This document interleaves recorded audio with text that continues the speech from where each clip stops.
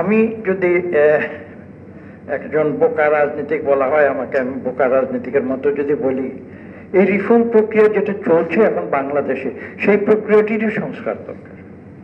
কারণ আমরা কিন্তু যেটা দেখেছি যে দীর্ঘ প্রায় 1 বছর যাবত এই রিফর্ম প্রক্রিয়া চলছে। অনেকেই বলছেন, একটু আগে একটি শব্দ ব্যবহার করেছেন জেনারেল সাহেব, মনিরুজ্জামান সাহেব একটু আগে, যে আমরা যেমন জাতীয় বিভিন্ন বিষয়গুলিতে যেন আমরা ঐকমত্যে আমরা উপনীত হই। এখন আমি বোকার মতো যদি এটা বলি যে আমরা যদি আজকে সব বিষয়ে এটা নিশ্চিত করতে চাই, যে কারণে আজকে আমরা দেখতে পাচ্ছি যে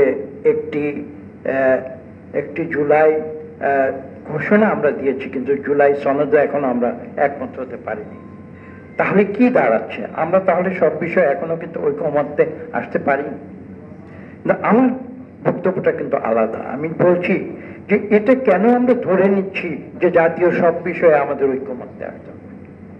আমি যদি খোলাখুলি একটু কথা বলি, অপরাধ নেবেন না আশা করি আমার উপরে। আমি যদি বলি যে আমরা যদি আজকে যে স্বৈরাচারকে আমরা দূর করেছি, ছাত্ররা দূর করেছে সর্বশেষ পর্যায়ে, যারা সর্বশেষ ধাক্কাটা দিয়েছে ছাত্র জনতা, যে বিরাট একটি পরিবর্তন বাংলাদেশে এসেছে, সেটা কিসের বিরুদ্ধে ছিল?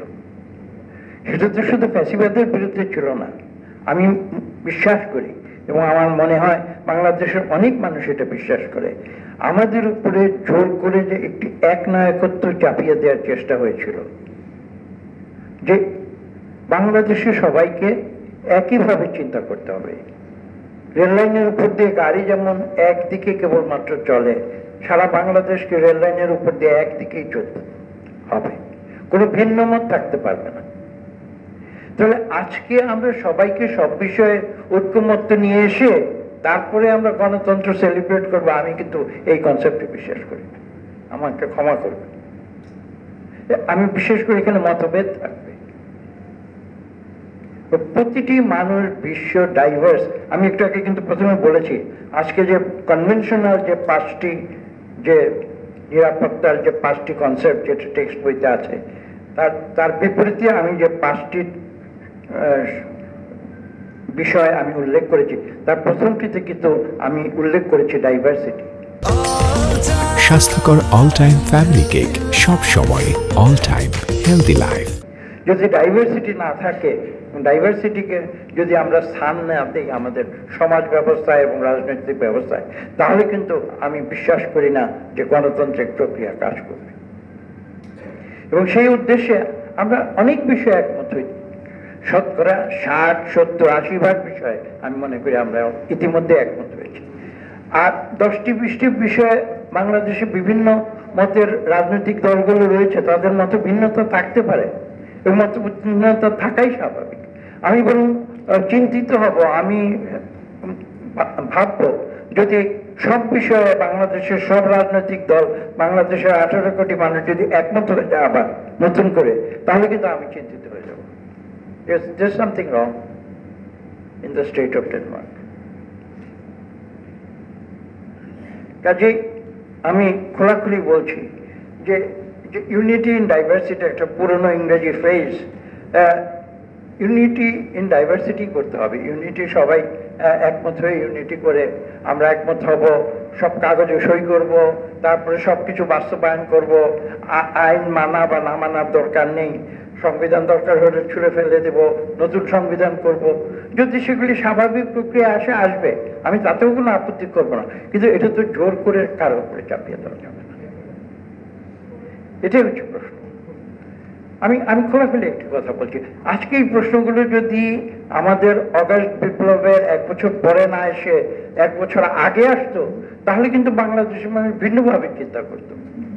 আপনাদের জানেন যে বাংলাদেশের মানুষের সাইকোলজি হচ্ছে এরকম যে তারা কিন্তু অধৈর্য, একদিকে অধৈর্য, অপরদিকে ইমোশনাল, এবং অধৈর্য এবং ইমোশন যদি যখন একসঙ্গে সংযুক্ত হয়, তখন কিন্তু মারাত্মক পরিস্থিতির সৃষ্টি হতে পারে, যেটা হয়েছে অতীতে। এই সব কিছু বিবেচনায় রেখে বাংলাদেশের কোটি কোটি মানুষের সিদ্ধান্ত গ্রহণের প্রক্রিয়া আমরা কিন্তু তত্ত্বাবধায়ক অন্তর্বর্তীকালীন সরকারের হাতে আমরাই তুলে দিয়েছি। কাজে আমাদের সেই আস্থা রাখতে হবে। এবং পাশাপাশি আমি এটাও বলবো যে তত্ত্বাবধায়ক এই অন্তর্বর্তীকালীন সরকারেরও কিন্তু বাংলাদেশের 18 কোটি মানুষের উপরে আস্থা রাখতে হবে। এই আস্থাটা কিন্তু পারস্পরিক, এবং বিভিন্ন রাজনৈতিক দলের আমি বিশ্বাস করি, একটু আগে এখানে আলোচনা হয়েছে, এখানে 4টি ইসলামিক দলের যে কর্মসূচি সেটা আজকে আলোচনায় এসেছে, সে সম্বন্ধেও কিন্তু আমি বলবো যে অধৈর্য হয়ে গেলে কিন্তু আমরা কোথাও পৌঁছবো না। বিভিন্ন রাজনৈতিক দলের বিভিন্ন মত দ্বৈধতা থাকবে, কিন্তু আমরা সেই মত দ্বৈধতা সামনাসামনি আলাপ করব এবং সবশেষে গিয়ে যদি গণতন্ত্রে বিশ্বাস করি, তাহলে আমরা সেই গণতান্ত্রিক প্রক্রিয়ায় মেজরিটির বেসিসে আমরা একটি সিদ্ধান্তে আসবো।